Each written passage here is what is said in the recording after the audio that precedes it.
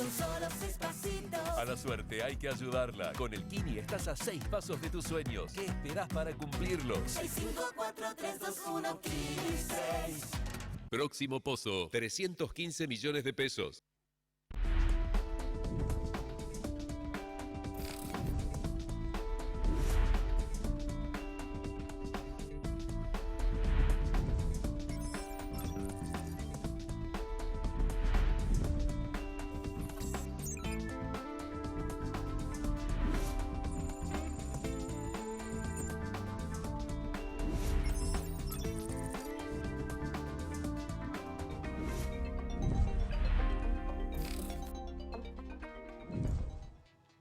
¿Qué tal? ¿Cómo están? Bienvenidos. Esta es otra edición de Chacra TV Noticias. 60 minutos de información a partir de este momento. Hoy se reúne la mesa de enlace. En un ratito te cuento dónde y por qué.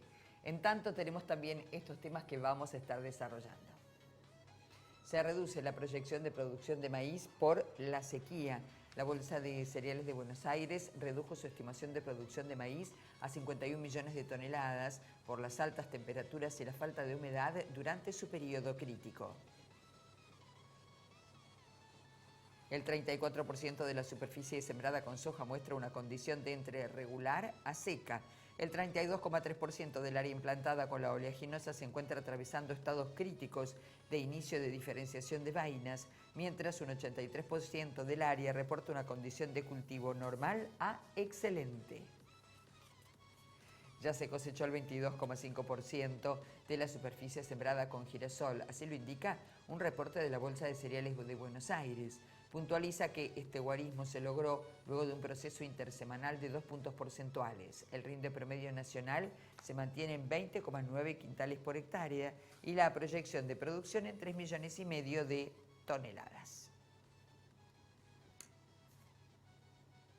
Pronóstico para los próximos días, incluyendo el fin de semana. ¿Lloverá? Ya te lo contamos. El Servicio Meteorológico Nacional indica para este sábado tormentas aisladas, 15 la mínima, 24 grados la temperatura máxima. Para el domingo algo nublado, 15 la mínima, 25 grados centígrados la máxima pronosticada.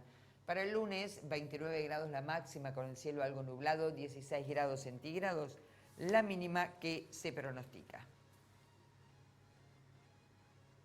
La Bolsa de Cereales de Buenos Aires recortó su estimación de producción de maíz para la presente campaña debido a las altas temperaturas y la falta de humedad durante el periodo crítico.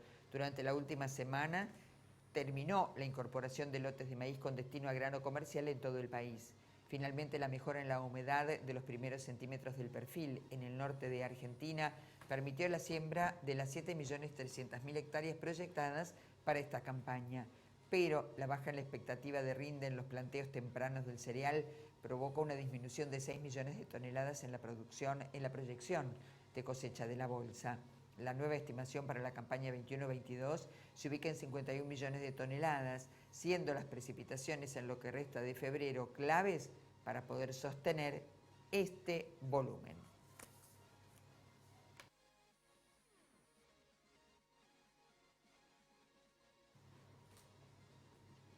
Proyecto de construcción de una planta maderera en Corrientes. Nosotros estamos en un proyecto de inversión de una planta de MDF en la localidad de Paso Tirante, en el paraje Paso Tirante, una planta de MDF de unos 450 metros cúbicos diarios, con una inversión superior a los 50 millones de dólares, generando más o menos aproximadamente 300 puestos de trabajo en forma directa y 200 indirectos. Y bueno, hemos tenido una buena acogida por el gobernador y bueno, y vinimos a plantear el proyecto y bueno, y demos curso, nos hemos puesto de acuerdo para empezar con el proyecto para adelante.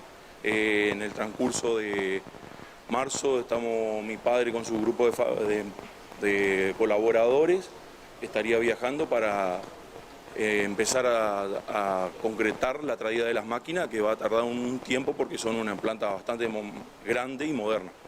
Bien, específicamente, más allá de lo que se conoce, ¿cuáles serían los beneficios, más allá del trabajo genuino y demás? Los beneficios, nosotros necesitamos más que beneficio necesitamos certidumbre, que es lo que le falta al país. Entonces vemos en Corrientes, nosotros somos de Santa Fe, del norte de Santa Fe, un grupo papelero que hemos incursionado estos últimos 2 años en la fabricación de MDF de madera, que es todo lo que se usa para la industria del mueble. Entonces vimos acá que hay un potencial muy importante de la parte de la madera, que está, no hay oferta, diríamos, entonces nosotros estamos interesados porque nos queda la madera cerca, diríamos, una cuestión de flete, entonces vemos un potencial importante que se puede crecer mucho en Corrientes, donde hay muchos beneficios, sobre todo darle certidumbre al empresario que invierte. Nosotros somos más partidarios a hacer todo genuino, no tomamos crédito, pero necesitamos certidumbre para poder, porque son inversiones grandes a largo plazo. Esta empresa entonces se instauraría en uno de los parques industriales. ¿Y con qué microrregión se trabajaría? No, nosotros nos vamos a instalar dentro en Paraje Tirante, perdón, que está sobre ruta 12 y ruta 39. Es de la 120, unos 15 kilómetros más adelante. Ahí instalaríamos la planta y trabajaríamos entonces alrededor de 100 kilómetros alrededor, la zona Contra Misiones, Virasoro, Santa Rosa, Concepción, ahí sería el foco. Pero la planta estaría ubicada en Paso Tirante. ¿Y en esta experiencia ustedes ya lo tienen desarrollados en otros sectores? Sí, la tenemos en Villa Guillermina, provincia de Santa Fe, que tenemos una planta de MDF. Ahora estamos instalando una segunda línea que arrancamos en junio de este año, ya arranca. Y nos vinimos a Corrientes porque necesitamos certidumbre y teníamos madera disponible en Corrientes que no hay en Santa Fe. Que hoy nosotros desde Corrientes llevamos la madera a Santa Fe. Entonces, como la madera tenemos cerca, tenemos disponible, tenemos una certidumbre para invertir, entonces hemos apuntalado acá los cañones. ¿Cuáles son los pasos que seguirían en este aspecto? Y la planta ahora está en Malasia, es una planta que se compró llave en mano sería, se trae la planta y se le instalaría, calculo que tenemos que arrancar en el año que viene la puesta, diríamos, fin de año arrancaríamos la puesta en obra y son más o menos entre 12 y 20 meses de obra. Bien, por último, ¿cómo se vislumbraría materializar este proyecto en el corto o lejano plazo? Y en las obras civiles arrancaríamos lo inmediato. Calculo que en el plazo de mitad de año tendríamos que arrancar con las obras y comenzar con las obras civiles. Ya le digo, son muchos puestos de trabajo, son alrededor de 300 puestos de trabajo, directo, más todo lo que lleva la obra civil y lo indirecto de la parte forestal. Te lo anticipamos en el inicio de la semana, la mesa de enlace se reúne este viernes en Corrientes, concretamente en Mercedes. Allí fueron convocados por la gente local, por la rural local, donde se va a realizar el encuentro con mucha preocupación por el tema de los incendios que ustedes ya conocen porque hemos venido informando. Serán los referentes nacionales de la rural, con INAGRO, Federación Agraria y Confederaciones Rurales Argentinas, que van a evaluar el impacto económico de la emergencia en Corrientes. El encuentro, que como dijimos va a ser en Mercedes, va a culminar, según se anticipó o se espera, con la redacción de un petitorio que va a estar destinado a los gobiernos nacional y provincial. Los fenómenos climáticos adversos fueron muy importantes en la provincia de Corrientes, donde en torno al 4% de la superficie de la provincia se encuentra afectada por los incendios. El encuentro va a ser este viernes a partir de las 4 de la tarde en el predio de la Rural de Mercedes y es una reunión previa de la que solo van a participar los productores correntinos. Desde la Rural de Corrientes informaron que los dirigentes nacionales no van a ser recibidos por las autoridades de la provincia, que van a estar participando en ese momento de la reunión de gobernadores del Norte Grande. Además de la situación coyuntural que atraviesa el campo correntino, también está previsto evaluar los reclamos que el sector viene realizando a nivel nacional, entre otros, por ejemplo, las trabas a las exportaciones sobre los diferentes productos. Recordamos, este tema te lo anticipamos el pasado lunes aquí en Chácara Televisión. Y seguimos con el tema de incendios. En este momento en Formosa hay 37 grados centígrados. Para mañana hay previsto 21 grados de mínima, 38 de máxima y también hay preocupación por los incendios. La nota. La situación actual no ha cambiado mucho desde hace unos días. las lluvias no han sido en toda la provincia, sino que fueron en algunos lugares nada más. Obviamente la cantidad de incendios que ha apagado, digamos, de manera natural estas lluvias también es significativo, pero lamentablemente siguen los problemas, digamos, de los incendios, teniendo en cuenta que la cantidad de masa de combustible que hay y de vegetación sobre todo, ¿no es cierto? Y esa es la situación, lamentablemente. Entiendo yo de que este mes de febrero, según los pronósticos, que no son los mejores, lamentablemente, va a ser un mes también bastante seco, o sea que vamos a seguir teniendo un déficit hídrico importante, ¿no es cierto? No solo en Formosa, sino en toda la región. Las temperaturas, bueno, si bien han descendido algunos grados, digamos, también van a seguir siendo bastante elevadas. Y bueno, la recomendación de siempre es evitar en esta época quemar cualquier cosa, sobre todo en los campos, en los terrenos baldíos, y hacer como corresponde, se dice, ¿no es cierto? Es decir, si vamos a cortar el pasto, bueno, lo juntamos, lo embolsamos y lo tiramos a un basurero, no prenderle fuego como habitualmente se hace. Recomendaciones, como siempre. Las recomendaciones, a ver, antes de recomendar tenemos que situarnos en qué condiciones estamos, sobre todo climática.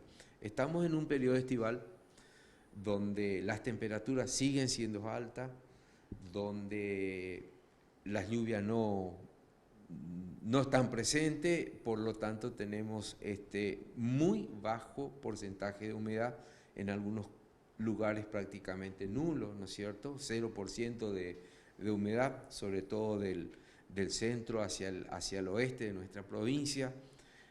Los vientos también tienen una velocidad bastante significativa y a eso le agregamos la escasa humedad que tiene la vegetación, sobre todo lo de los pastos. Es decir, todas estas condiciones hacen que un pequeño fuego que nosotros pretendemos o que de pronto alguien inicia, se puede convertir en un gran incendio. Conclusión, no se debe prender fuego, sobre todo en esta época. 27 grados la marca térmica en este momento en Salta capital. Está previsto que para mañana haya lluvias, un descenso térmico importante, ubicándose la máxima en 20 grados, la mínima en 12, con datos del Servicio Meteorológico Nacional. Y allí en la provincia están trabajando para que precisamente haya la promoción de un modelo productivo que sea respetuoso de los bosques nativos.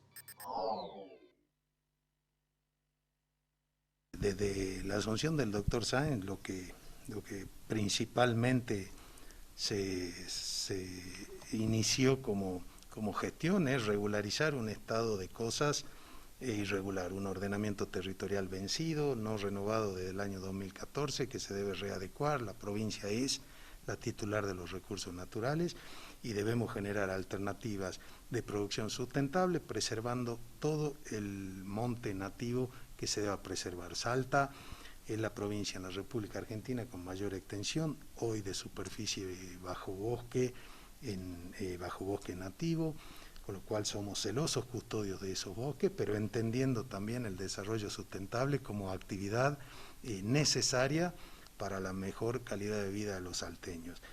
Los cambios de uso de suelo ilegales en Salta desde la gestión Sáenz disminuyeron en más de un 42%, se han generado más de 170 sumarios sobre actividades de desmontes ilegales, se han multiplicado los planes de manejo forestales, estamos trabajando en desarrollo ganadero silvopastoril y en manejo de bosque con ganadería integrada, es decir, generando desarrollo ambientalmente sustentable, honrando nuestra Constitución Nacional. La provincia es la dueña de los recursos naturales, revisando un estado de cosas irregular, que es revisando el ordenamiento, interactuando con Nación, honrando la ley de presupuestos mínimos y sancionando toda actividad ilegal que perturbe nuestros bosques. De hecho, se multiplicaron los montos de las multas por desmontes ilegales, y todo esto va mostrando un resultado concreto. Se ha instalado también el sistema de alertas tempranas de Nación, que hoy está vigente en la provincia y que cada 15 días nos permite monitorear el estado de nuestra región boscosa. Así que es un trabajo responsable, consecuencia de una decisión política de preservar y cuidar todo lo que debemos preservar y cuidar, pero de generar desarrollo sustentable en la provincia de Salta, porque también es fundamental para la mejor calidad de vida de los salteños. Y nos vamos ahora a agritotal.com para ver qué es lo que está ocurriendo con el presupuesto para medio ambiente en relación con las incidencias climáticas por estos días. El Servicio Nacional de Manejo de Fuego obtuvo un aumento presupuestario de 4.000 millones de pesos a través del incremento del ejercicio 2022 del presupuesto nacional. Recordemos que el Servicio de Manejo de Fuego depende del Ministerio de Ambiente y Desarrollo Sostenible de la Nación. De esta manera, los fondos para el sector rondarán los 6.700 millones de pesos totales de este año, lo que incluye el financiamiento proveniente del fideicomiso, creado antes ya para el manejo del fuego y compuesto por una alícuota del 3 por 1000 de pólizas de seguro, con excepción de las del ramo debido. Así lo informó oficialmente la cartera. La decisión administrativa que beneficia a la cartera conducida por el ministro Cabandier fue firmada por el jefe de gabinete de ministros, Juan Mansur, y el ministro de Economía, Martín Guzmán. Se oficializó publicándola en el boletín oficial en esta jornada. Además, el incremento establecido por el Poder Ejecutivo alcanza a la Administración de Parques Nacionales en 50 millones de pesos, un organismo que opera en la órbita de la cartera de Ambiente. Claramente estos fondos van a permitir fortalecer las necesidades del Servicio Nacional del Manejo de Fuego en la adopción de medidas que aseguren la atención del combate de los incendios y la prevención de nuevos focos.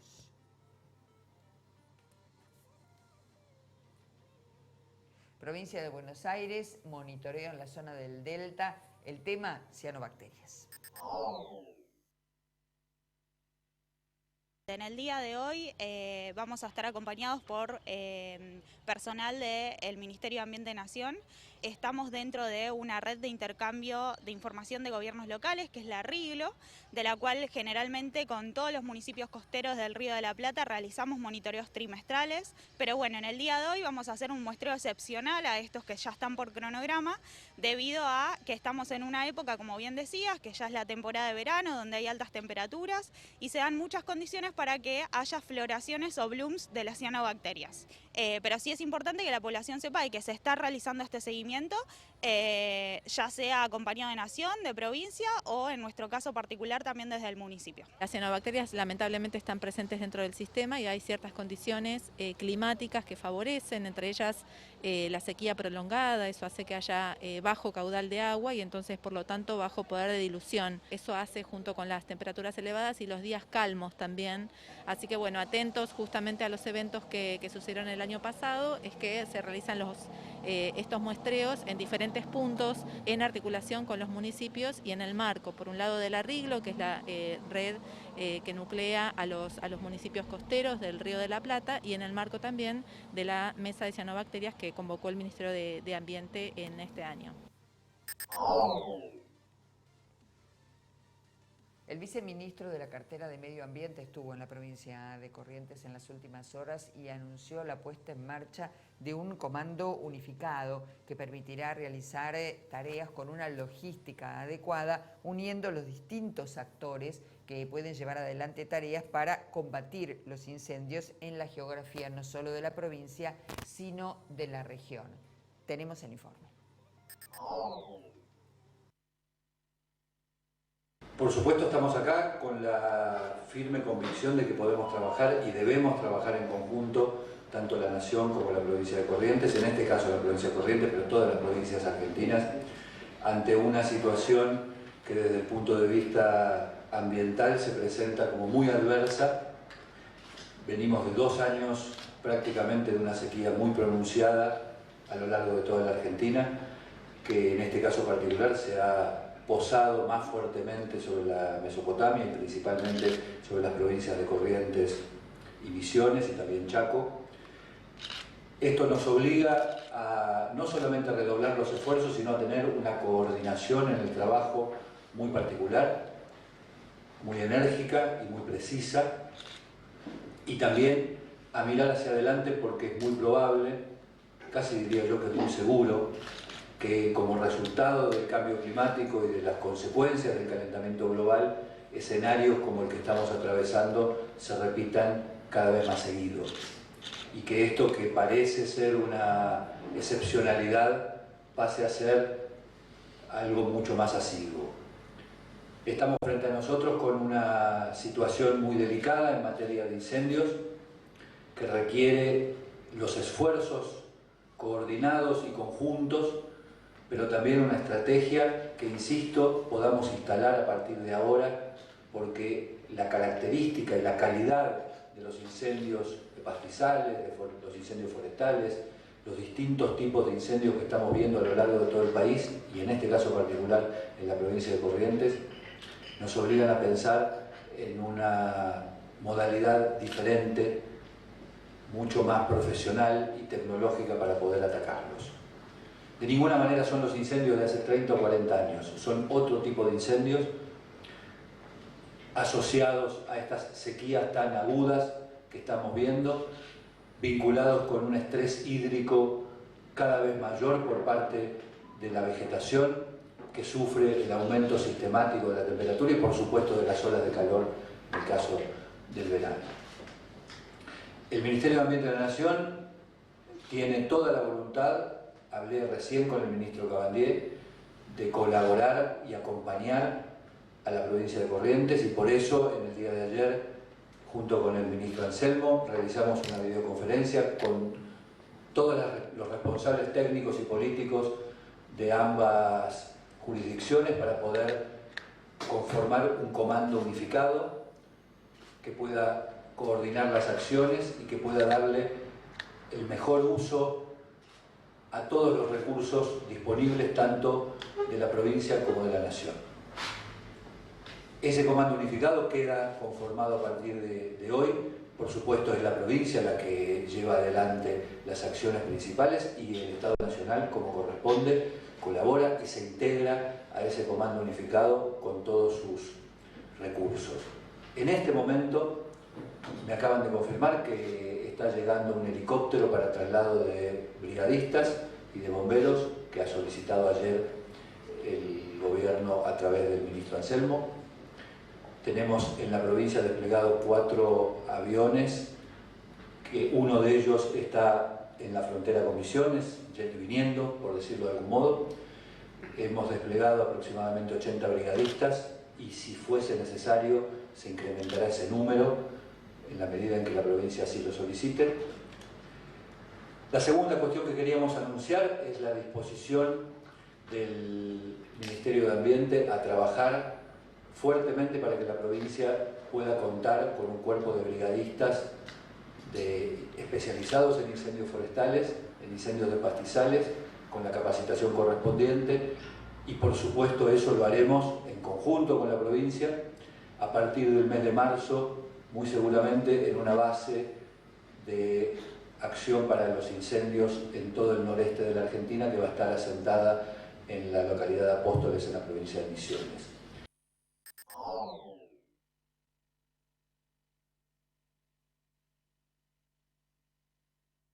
Ahora a Uruguay hay novedades con relación a los destinos de exportación de carne vacuna del país vecino. El mercado estaba habilitado, pero había una restricción en el listado de plantas habilitadas de las 3 especies, bovina, ovina y aviar. Son plantas de las más representativas que tiene el Uruguay respecto a la exportación. El mercado de Egipto es un mercado importante, son más de 100 millones de habitantes, con alto poder adquisitivo, mejorando su ingreso. De alguna manera tenemos ahí nuevas opciones de colocación, y esto obedece a un trabajo importante que ha hecho la Dirección de Industria Animal de los Servicios Ganaderos del Ministerio que recibió en el mes de noviembre y diciembre a una amplia delegación de inspectores veterinarios oriundos de Egipto, dejando claro las condiciones de inocuidad, de calidad y del esquema sanitario que tiene el Uruguay, que es de enorme credibilidad en el mundo y que de alguna manera posibilitó que se haya anunciado y confirmado que todas las plantas visitadas en aquella oportunidad fueron habilitadas para la exportación a Egipto, y ahora es cuestión de que los actores privados libremente puedan hacer sus negocios, y tenemos lógicamente todos los requisitos del ritual islámico, el ritual halal, que es el ritual de faena islámico, que deberá ser contemplado, pero desde el punto de vista higiénico-sanitario las plantas están plenamente habilitadas y ya abierto el mercado para poder operar de forma bastante amplia. ¿En qué tiempo se puede exportar? No, ya está habilitado el mercado, es automática la habilitación y la emisión de los certificados sanitarios. El mercado estaba habilitado desde antes, pero ahora con mucho más plantas habilitadas, digamos así, no solo para exportar, pero para cerrar los negocios de este mercado importante que tiene la demanda internacional de carnes. ¿Puede haber algún dato con respecto a cuánto puede sumar la exportación? ¿Cuánto se puede llegar a exportar a Egipto? Como siempre, depende mucho de factores. Hoy está muy demandado el mercado. Lo importante es que es una opción más de un mercado importante. En algunos cortes es preferencial. Así que esperemos, depende mucho también de compras estatales. Así que claramente esperemos allí, estaremos visitando próximamente Egipto para tratar de afianzar esta relación y que sea un mercado de interés e importante para el Uruguay. Uruguay también está preocupada por la falta de precipitaciones que está afectando a su producción, pero hay buenas noticias porque se aguarda para este fin de semana, al menos para el sábado, algo de lluvias y un descenso de la temperatura que dejará la mínima en 14 y la máxima en 26. Las lluvias serán bienvenidas. Pasamos ahora a otro tema que también tiene que ver con las consecuencias de las inclemencias climáticas y vamos a hablar de las perspectivas para la soja a partir de un informe que dio a conocer la Bolsa de Cereales de Buenos Aires. El 34% de la superficie sembrada con soja muestra una condición de entre regular a seca. El 32,3% del área implantada con la leginosa está atravesando estadios críticos de inicio de diferenciación de vainas, mientras que el 83% del área reporta una condición de cultivo normal a excelente. Sin embargo, el 34% del área implantada de soja reporta una condición hídrica regular a seca, siendo el NEA, centro norte de Córdoba y Santa Fe, el núcleo norte y el sudeste de Buenos Aires, las regiones más afectadas. Esto se debe a que las lluvias acumuladas están por debajo de lo esperado y fueron de distribución heterogénea, según señala en un informe la Bolsa. Serán necesarios nuevos frentes de tormenta para mantener las expectativas de rendimiento. Mientras 27,7% del área de soja de primera está en plena formación de vainas, el 32% de los cuadros de segunda están iniciando la floración. Hacemos una pausa, pero no se vayan, ya volvemos.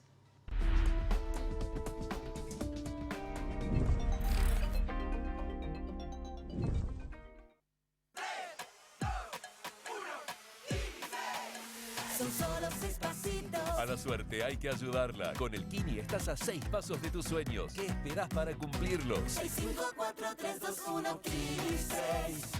Próximo pozo, 315 millones de pesos. Sabemos muy bien el esfuerzo que hacen miles de argentinos que trabajan e invierten en nuestra tierra. Y queremos estar ahí para acompañar e impulsar su negocio, haciendo que su día a día sea más fácil. Si el campo evoluciona, evolucionamos todos. Galicia, siempre junto al campo. ¿Sabías que la producción ganadera argentina reduce de manera natural la emisión de gases de efecto invernadero? Las praderas y pastizales naturales que alimentan nuestro ganado retienen más carbono en los suelos del que genera el ganado. Compensa así no solo sus propias emisiones, sino también las de otros sectores productivos no rurales. Carne argentina, carne sustentable.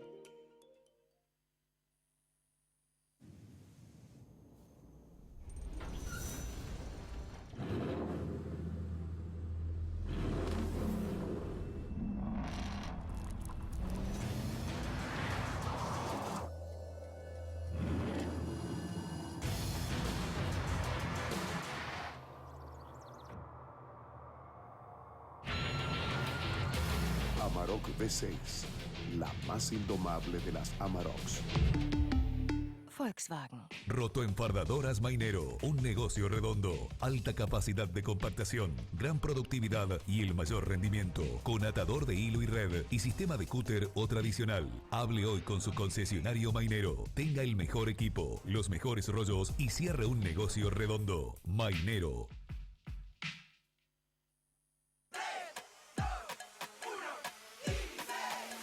Son solo 6 pasitos. A la suerte hay que ayudarla. Con el Kini estás a 6 pasos de tus sueños. ¿Qué esperás para cumplirlos? 6, 5, 4, 3, 2, 1, Kini 6. Próximo pozo, 315 millones de pesos.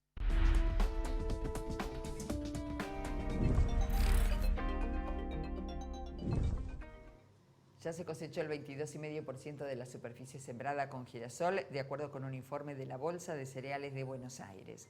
El mismo consigna que este guarismo se logró luego de un proceso intersemanal de 2%. El rinde promedio nacional se sostiene en 20,9 quintales por hectárea y la proyección de producción sigue siendo de 3,5 millones de toneladas.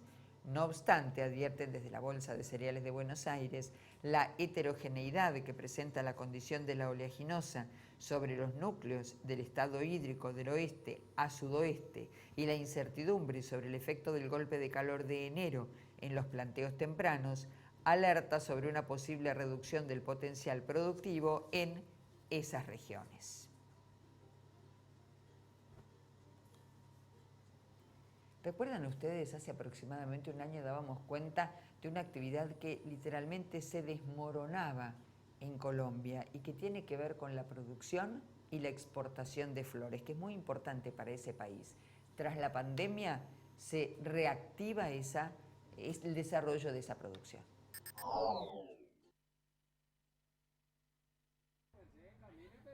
De acuerdo con el Departamento Administrativo Nacional de Estadísticas de Colombia, DANE, la exportación de flores colombianas vivió su mejor momento entre los meses de enero y noviembre de 2021, aumentando en un 20% sus niveles de mercado con respecto al año anterior. Con un registro de ventas superior a $1.544 millones, 2021 ha sido el año con mejores índices, superando a 2019 cuando se realizaron ventas por 1.460 millones y había sido el de mayor registro en las últimas décadas en el país andino. Durante estas primeras semanas del año no solamente atendemos la fiesta de San Valentín en los Estados Unidos y en otros países del mundo como Canadá, Centroamérica, sino que también atendemos fiestas como el Año Nuevo en China, que para nosotros se han convertido en fiestas muy importantes para el consumo de nuestras variedades. Este mercado ha sido uno de los impulsados por los cambios de hábitos generados por las cuarentenas por la pandemia en los diferentes países habitualmente consumidores de flores, también por estar asociadas a la búsqueda de la salud mental y la armonía en los hogares. Según ProColombia, entidad encargada de promover las exportaciones del país sudamericano, los principales compradores de flores colombianas durante 2021 fueron Estados Unidos, Canadá, Países Bajos, Reino Unido, Japón, España, Rusia y Polonia. El análisis de esta entidad señala que los países que más le compran flores a Colombia tuvieron crecimientos en este tipo de importaciones, lo que indica un crecimiento constante de este mercado a nivel internacional. Con información de la oficina en Bogotá, Colombia, Noticias Xinhua.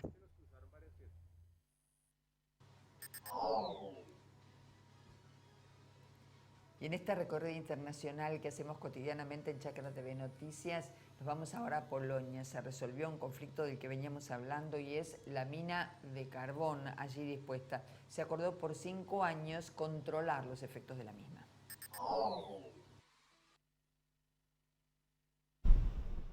Polonia y la República Checa firman un acuerdo de cooperación para limitar el impacto medioambiental de la mina de carbón de Turów. La parte checa recibirá una indemnización de 45 millones de euros y se espera que retire su demanda ante el Tribunal de Justicia de la Unión Europea. La explotación de la mina continuará. La UE supervisará la aplicación del acuerdo durante un periodo de 5 años. Estamos muy contentos porque supondrá la estabilización de nuestro negocio y podremos mirar hacia el futuro y trabajar con confianza. Si la mina y la central eléctrica dejan de funcionar, aquí se creará un vacío económico. A día de hoy no tenemos un plan económico para el futuro que sustituya a la energía en esta zona. El acuerdo prevé la construcción de una barrera de contención que impida las fugas de aguas subterráneas y un fondo para proyectos locales, entre otras medidas. Pero en las localidades checas cercanas a la mina polaca, los ciudadanos tienen dudas. Es una especie de sensación extraña, una especie de mezcla de sentimientos. En primer lugar, una sensación de rabia y luego de tristeza. Ya sabemos que hay algunos puntos en el acuerdo que no aseguran, por ejemplo, los recursos del agua subterránea en nuestro pueblo. Y el compromiso no garantiza que la parte polaca vaya a ayudar de alguna manera con el problema que es causado por la actividad minera en la mina de carbón de Turów. Numerosos ecologistas polacos tampoco están de acuerdo con el compromiso alcanzado. Pagamos unos 110 millones de euros por un acuerdo que no nos ofrece ninguna garantía para dejar el carbón ni del uso del dinero de la UE para el Fondo de Transición Justa para la Descarbonización. Esta es una victoria del primer ministro. A pesar del acuerdo, la Comisión Europea señala que las multas diarias a Polonia seguirán aumentando hasta que la República Checa retire el caso de los tribunales. El gobierno checo afirma que lo hará en cuanto Polonia pague la indemnización. Hasta ahora no se ha recibido ninguna suma de dinero procedente de Polonia. Magdalena Hodownik from Warsaw for Euronews.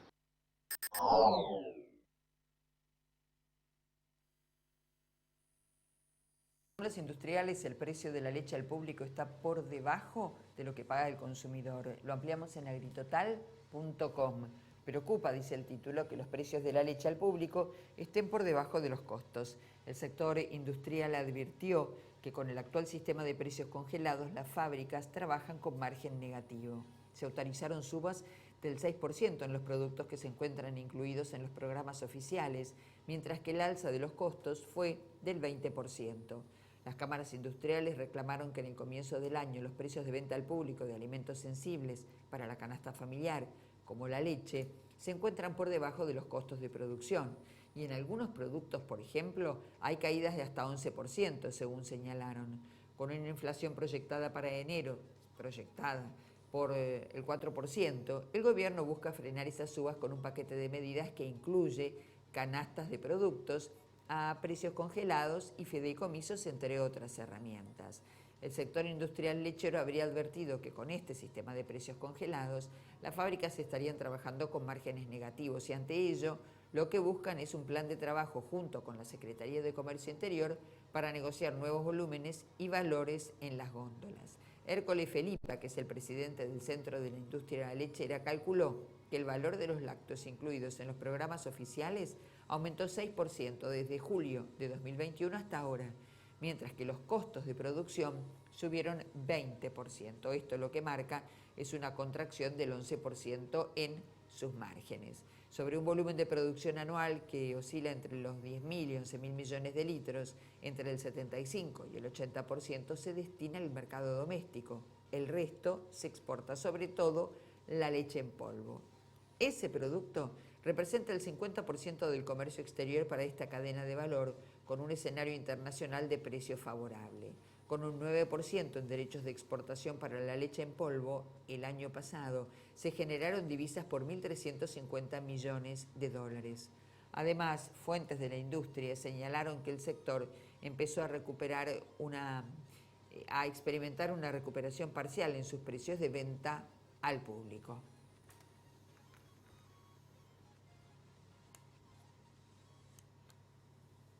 Nos vamos ahora a Paraguay, donde el sector de la producción porcina ha crecido, pero en el informe que les vamos a presentar ahora se habla acerca del ordenamiento justamente de este sector. Recién estaba escuchando justamente la entrevista con el presidente del SENACSA, donde hablaba él sobre la implementación del SIGOR porcino, que es el sistema de control y monitoreo de movimiento de cerdos en el Paraguay. Un sistema informático, el sistema ya existe, pero ahora pasamos al mundo de la tecnología y de los datos en línea y en el momento. Bueno, y en ese sentido, es importante continuar hablando sobre la formalización del sector porcino paraguayo y especialmente hablando del sector de los pequeños productores. Sabemos muy bien que los grandes productores, por la envergadura de sus proyectos, de sus emprendimientos, tienen un nivel de formalización óptimo. Lo mismo la industria, los que procesan, los que faenan. Ahora, el pequeño productor sí está todavía en un estadio en el cual necesita formalizar su producción y por sobre todo su empresa. Muchas veces nosotros desde la asociación le preguntamos a nuestros socios o a cualquier otro pequeño productor, ¿qué piensan que son? Si son granjeros o son empresarios, ¿verdad?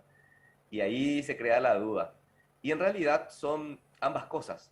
Hoy día el productor porcino pequeño también es un empresario, es un pequeño emprendedor o una MIPYMES, y en ese sentido necesita formalizar y gestionar ciertos registros y ciertos permisos de manera a que pueda ser tenido en cuenta y formar parte de la cadena productiva, ¿verdad?, del sector porcino. Justamente uno de los primeros registros, ¿verdad?, que tiene que tener un productor porcino, sin importar su tamaño, es el del Código de Establecimiento Porcino del SENACSA. Justamente el presidente acaba de mencionar un poco sobre la actualidad ganadera y ese crecimiento que se están dando en todas las razas o todas las especies. Bueno, entonces en el porcino también nosotros estamos dentro de ese contexto de crecimiento. Entonces la invitación es a que el pequeño productor se acerque a la asociación.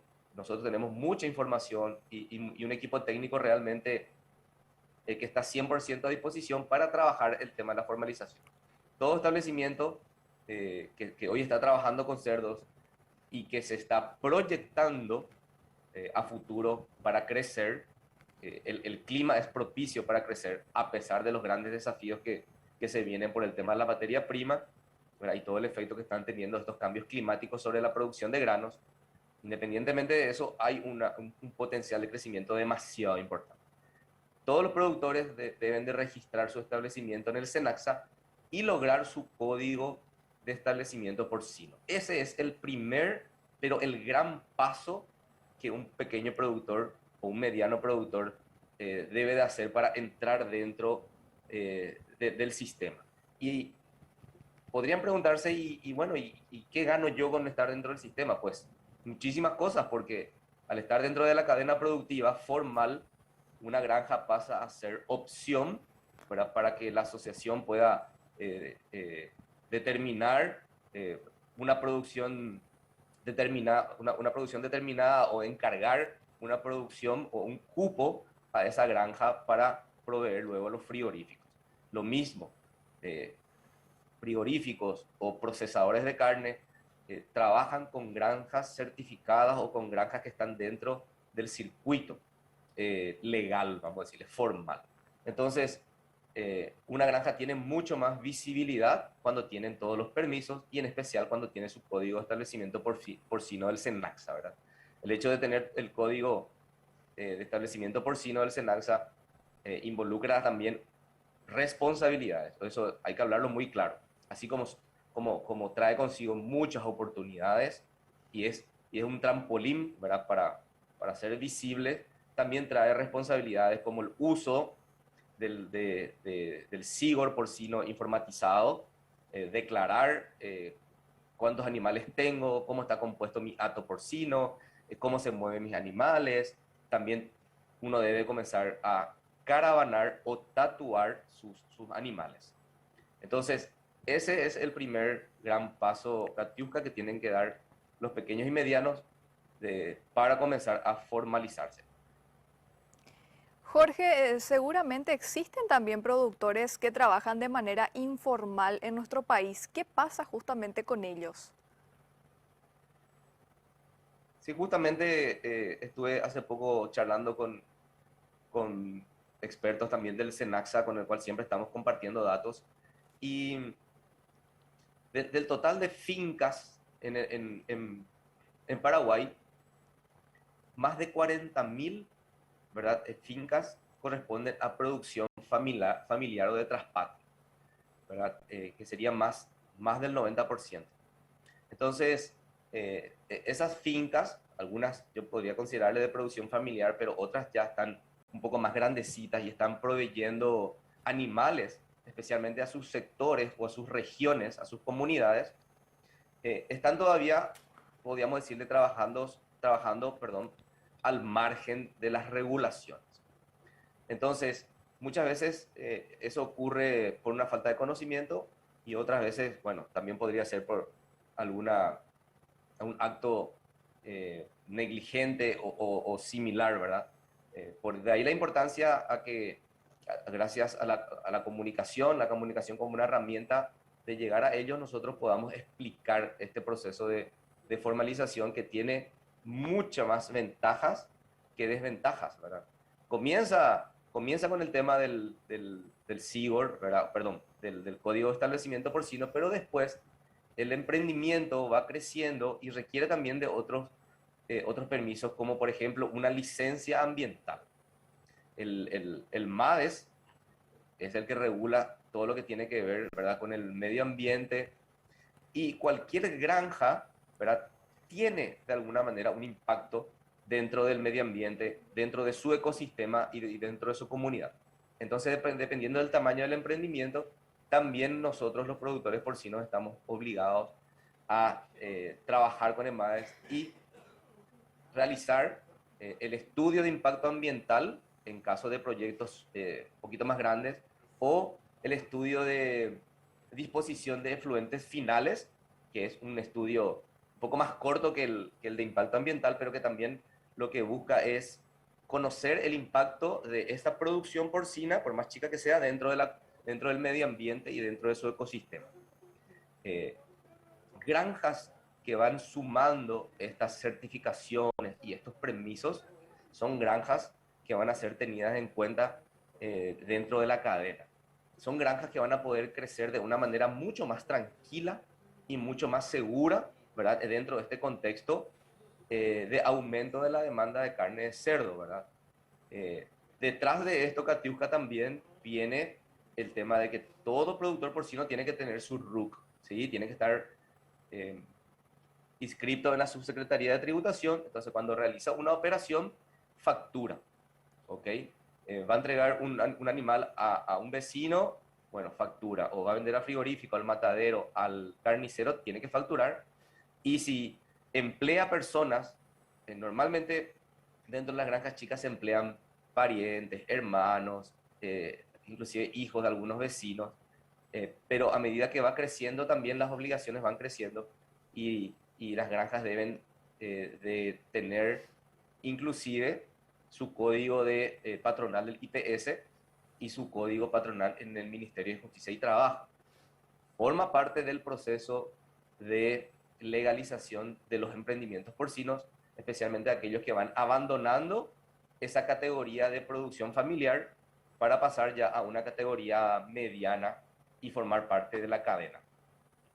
Jorge, si bien la formalización tiene muchos beneficios en la producción, y esta vez en la producción porcina, como estamos mencionando, pero ¿cuánto le cuesta al productor justamente todo ese proceso de formalización? Porque muchas veces, como bien ya lo mencionaste, el productor no conoce los pasos o quizá piensan que es un proceso muy caro, por ende no se ponen tampoco en campaña como para acceder a esto y formalizarse de una vez. Sí, el factor económico es, y creo que, bueno, en algunos casos podría seguir siendo una barrera en el proceso de formalización. Hablábamos que el Código de Establecimiento Porcino del SENACSA es el documento o la constancia principal que nosotros tenemos que tener, ¿verdad?, para estar dentro del sistema.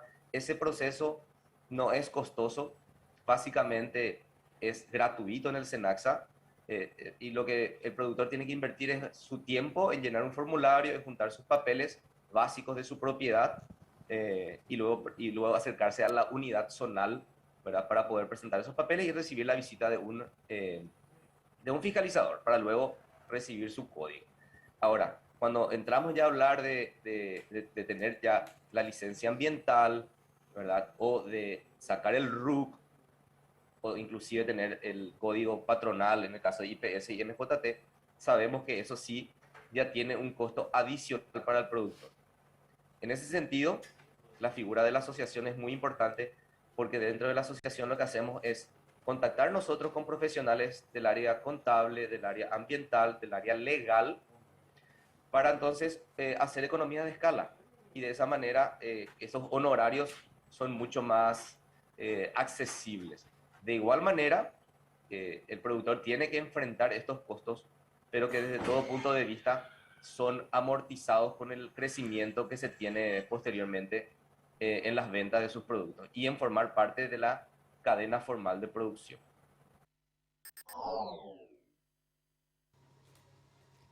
Y vamos a ir ahora a información de actualidad que tiene que ver con el mercado de granos, pero en China, que saben ustedes que es justamente en un horario de cierre en el que aquí todavía están operando. La información consigna que el precio de la harina de soja alcanzó un nuevo récord en el mercado chino y rozó los $600 por tonelada. Los futuros de la harina de soja en Dalian subieron a 3.792 yuanes, que son $596,22 por tonelada, por las preocupaciones sobre un menor volumen de las cosechas, impactadas por severas sequías en Sudamérica y por la escasez de suministros en los mercados nacionales. Los futuros de harina de soja de China se dispararon a máximos históricos esta semana por las preocupaciones sobre un menor volumen de las cosechas de oleaginosas impactadas por severas sequías en Sudamérica, principalmente en Argentina y Brasil, y por la escasez de suministros en los mercados nacionales. Los futuros del derivado de soja más negociados en la Bolsa de Productos Básicos de Dalian subieron a 3.792 yuanes, que son unos $596 por tonelada esta semana, el valor más alto que jamás se hubiera registrado en el mercado.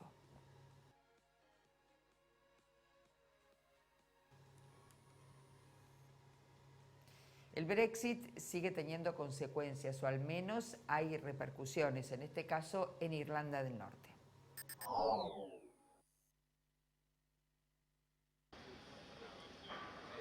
La era post-Brexit se enfrenta a una nueva crisis. El ministro de Agricultura de Irlanda del Norte ha anunciado que ponía fin a los controles aduaneros de las mercancías procedentes del Reino Unido, un punto clave del llamado Protocolo para Irlanda del Norte. Y según la Comisión Europea, esto no ayuda al diálogo entre Bruselas y Londres. El protocolo lo firmamos con el gobierno británico, con el gobierno de Su Majestad, así que corresponde al gobierno de Reino Unido cumplir el acuerdo. Pocas horas después de conocerse la noticia, el ministro principal unionista de Irlanda del Norte ha dimitido, provocando la caída del gobierno, lo que añade preocupación al otro lado de la frontera irlandesa. Esto lo que significa es incertidumbre, inestabilidad, tensión, polarización y mala política en Irlanda del Norte. Creo también que independientemente de lo que los ministros del gobierno británico puedan decir, los hechos son muy claros. El gobierno británico tiene la obligación de cumplir con el derecho internacional y con los tratados que ha suscrito, y que incluyen la implementación de los controles vinculados al protocolo. Los negociadores británicos y europeos se han reunido este jueves, pero los resultados han sido mínimos. Fuentes de Bruselas reconocen que el acuerdo comercial entre Reino Unido y la Unión Europea está en peligro.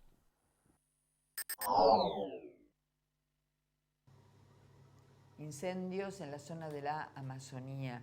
Algunas de las consecuencias perduran a través del tiempo. En este caso son en Colombia, donde han detectado problemas ambientales producto de aquellos incendios. La capital colombiana está en alerta ambiental por su calidad de aire. La serie de incendios que arrasan desde hace varios días en la Amazonía colombiana y atribuidos a grupos criminales han provocado un fuerte humo que ahora contamina el aire de Bogotá, por lo que se decretó también la alerta amarilla para la prevención y atención de enfermedad respiratoria aguda en todo el sistema hospitalario público y privado, anunció la alcaldesa de Bogotá, Claudia López. Se han cumplido las 48 horas que según nuestro ordenamiento legal establecen que si durante 48 horas continuas más de la mitad de las estaciones de monitoreo de calidad del aire de Bogotá se deterioran a estado regular, debemos tomar medidas de protección ambiental. La mandataria local también pidió a los 8 millones de habitantes de la ciudad abstenerse de realizar actividades físicas al aire libre en los próximos días. Por ahora, el área devastada en la Amazonía se aproxima a la superficie total de París, la capital francesa, es decir, 10.500 hectáreas.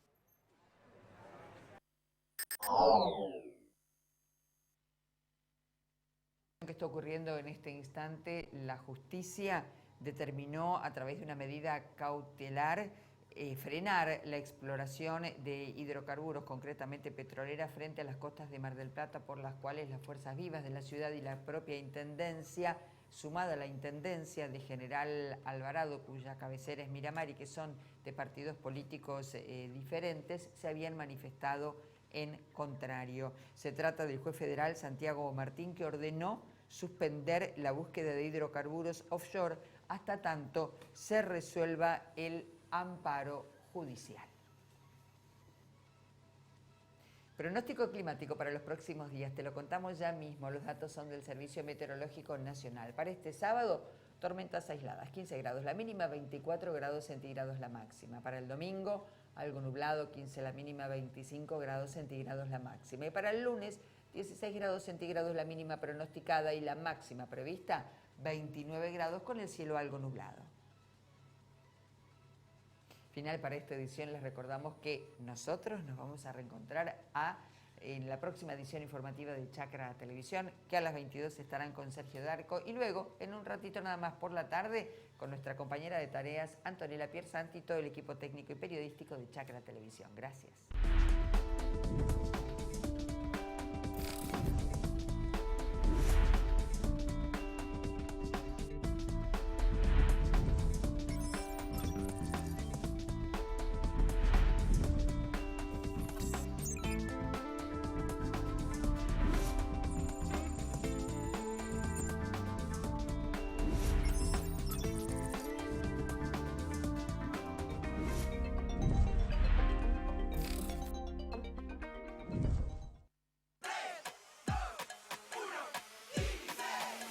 Son solo 6 pasitos. A la suerte hay que ayudarla. Con el Kini estás a 6 pasos de tus sueños. ¿Qué esperás para cumplirlos? 6, 5, 4, 3, 2, 1, Kini 6.